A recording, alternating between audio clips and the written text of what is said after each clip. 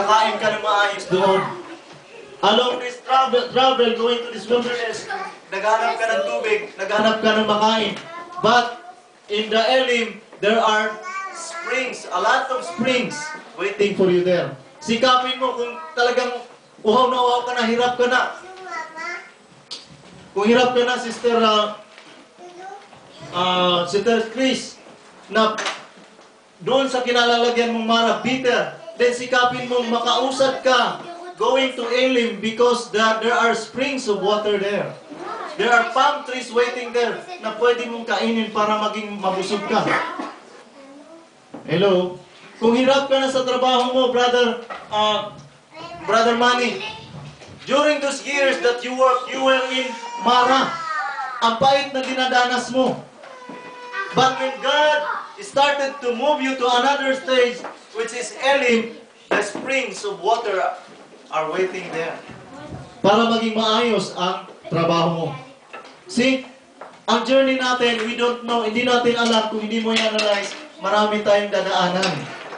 Mayroon ka mang ups and downs, but still, you are along the road. Huwag ka lang bumalik. Sabihin mo nga sa tabi mo, huwag ka lang bumalik. Ulitin mo, no turning back. No turning back. Amen? So, hindi ka dapat kailang bumalik. Parang hindi kumbinsido si Sister Divine. Sabi, huwag ka nang bumalik. Sabi ng Sister Divine, ano ko babalik? Nakabalik na ako. Sabihin mo kay Papa yan. I-reverse mo yung pagbalik. Kabalik mo sa pinanggalingan mong Elim. So, ang hirap, gustuhin natin umusad ang paglakad natin pa ganyan. Paurong. So, you can identify yourself where you are right now.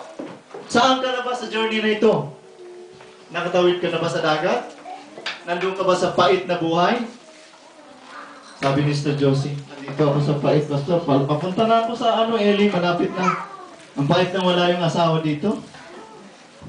So, some of us are already in the stage where Elim, the springs of water waiting for you there. Amen? Now, after dun sa Elim, saan sila pumunta? The wilderness of Sin. Now, turn with me in Exodus 16. Dito sila, if you're going to read the scripture, the whole chapter of Exodus 16, dito nagmumurmur ang mga Israelite una. Ano ba naman itong buhay ito, Moses? Walang makain dito. Walang tinapay. Mabuti pa doon sa Egypt. Ang daming tinapay. So sa kamumurmur nila, isipin nyo sa verse 3 ng Exodus 16:3, it says, the Israelites said to them, if only we had died by the Lord's hand in Egypt, there we sat around pots of meat and ate the food we wanted. But you have brought us out in this desert to starve this entire assembly to death. Sabi niya, gutom na kami, Moses, wala kami makain, mabuting bumalik na lang kami sa pinanggalingan namin. Ang sabi niya, diba sabi ng Lord, I will do to you the very things I heard you say. Gutom na kayo ha? O sige. Sabi ng Lord sa verse 4, then the Lord said to Moses, I will rain down bread from heaven for you. Ako, wala nakakuha. Sabi ng Lord, I will rain down bread from heaven for you. Sabi niya, papaulanin ko ng tinapay. Si Moses, kawawang Moses, sabi niya, isipin niyo mga kapatid, from Egypt, 600,000 men on foot ang dinala niya mula rito papunta rito. Eh kasama pang asawa at mga anak, approximately 1.6 million ang nilabas niya. Eh kayo nga, to 20 nga, 30. Pastor, pahingin ng tinapay. Paano ko kayo papakainin? Eh yun,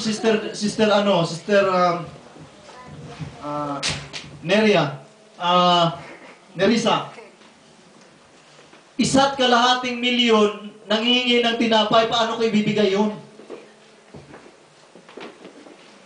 And the Lord said, narinig ko yung murmur nila. Sige, papaulanin ko yung tinapay. But there was a condition, it says here, In this way, I will test them and see whether they will follow my instruction. Listen, pag umulan ang tinapay sa buhay nyo, there is an instruction for you.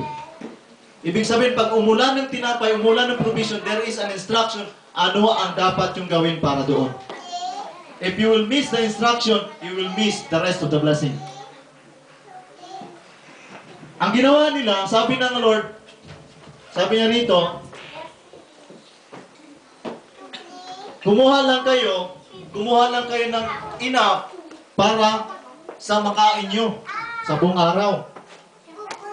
Ang mga Israelitang tamad, kumuha sila ng pang isang linggo, pang mahaba.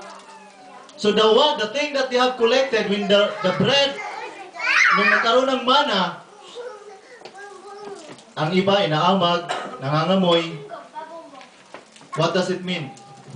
It represents pagiging sakim, pagiging stingy, pagiging maramot, kuha lang ng kuha, sakim. What was the prayer says? Give us this day our daily bread. Araw-araw piniprovide tayo ng Panginoon. Huwag mong intindihin ang bukas mo, Brother Dindo. Do not worry about tomorrow, for let tomorrow will worry about its own self. Nasa kamay ng Diyos ang buhay mo. Nag-aalala ka, makain mo bukas, ngayong gabi kukunin ka na. Hello? So it's not your business, it's not your problem to worry about the things for tomorrow. Do your best thing na pa-fulfill mo ang pinapagawa ng Diyos sa iyo ngayong araw na ito. Because you don't know when is the time for you to go back to heaven or go to hell. Hello? So, dito sa area ng wilderness of sin, dito malimit ang mga Kristiyano nagmumurmur. Ano ba naman to? Pastor, ano ba naman to? Sister Love, ano ba naman to? Puro murmur, puro grumble.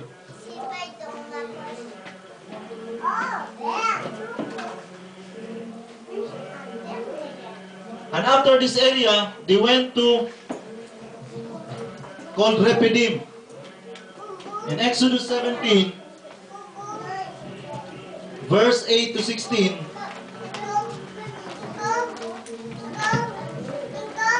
sabi doon sa verse 17, verse 8, the Amalekites came and attacked the Israelites of Rephidim. Moses said to Joshua, choose some of our men and go out to fight the Amalekites. Tomorrow I will stand up on the top of the hill with the staff of God in my hands. So Joshua fought the Amalekites as Moses had ordered, and Aaron and Hur went to the top of the hill. As long as Moses held up his hand, the Israelites were winning. But whenever he lowered his arms, the Amalekites were winning. When Moses' hands grew tired, they took stone and put it under him, and he sat on it. Aaron and Hur held his hand up, one on one side and one on the other, so that his hands would remain steady till sunset. So Joshua overcame the Amalekites' army with the sword. Now, makinig kayo. Sa Rephidim, this is the place where the strong battle took place. So if you are in battle right now, Sister Arlene, you are in Rephidim. If you are in a strong battle right now, kung babasahin niyo, sabi niya rito, the Amalekites came and attacked the Israelites. Hindi sila ang sumugod, sila ang sinugod. So Sister Denya, if you are experiencing battle or war right now, the Amalekites are fighting for you. So what did Moses said? Sabi niya, makipaglaban kayo. Ako magpipray para manalo kayo.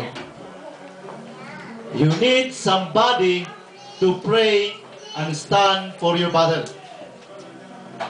Ulitin ko, kailangan mong ng isang tao o tatlong taong makipag-stand, makipag-agree sa inyo para i-fight, ipanalangin yung battle nyo.